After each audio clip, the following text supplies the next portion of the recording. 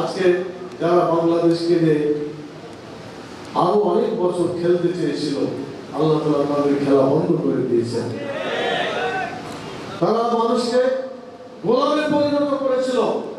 শুধু গোলাম জনসাধারণকে নয়, দেশের বিচারকগুলোকে গোলামে পরিণত করে দিয়েছিল।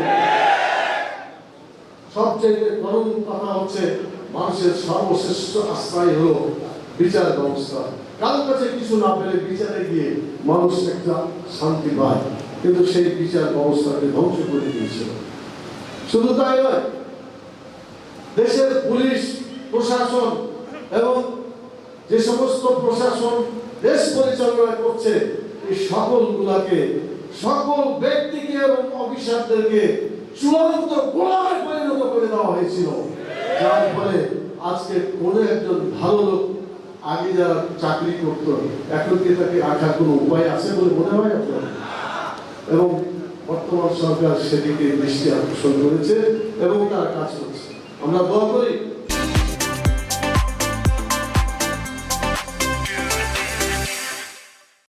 যারা জনগণের কল্যাণ করে নাই, জনগণের ক্ষতি করেছে, যারা সুশাসন করে নাই, যারা দুঃশাসন করেছে, তাদেরকে বাদ দিয়ে সমাজ থেকে নিরপেক্ষ লোক, যারা দলীয় লোক নয় বরং নিরপেক্ষ মানুষের প্রতি ইনসাফ করবে, দল মত জাতি ধর্ম বর্ণ নির্বিশেষে যারা কাজ করবে, এই ধরনের লোকদেরকে দিয়ে আর প্রশাসনকে ঢেলে সাজাতে হবে।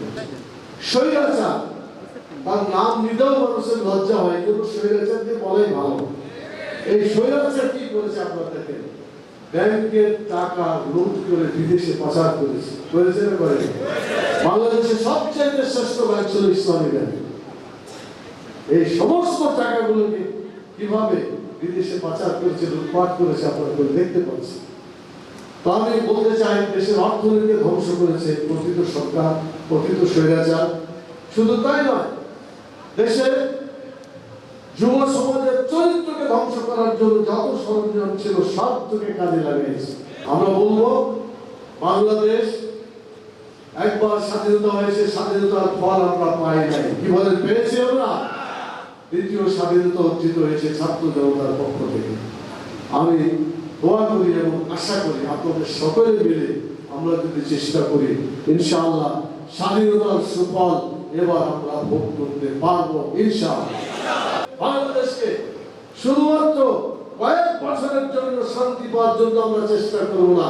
এই বাংলাদেশের জনগণকে নিয়ে এমন একটি সমাজ ব্যবস্থা, এমন একটি রাষ্ট্র ব্যবস্থা আমরা কায়েম করতে চাই, যার ফলশ্রুতিতে দুনিয়ার এই জীবনে কিছু শান্তি তো আমরা পাবো ইনশাআল্লাহ।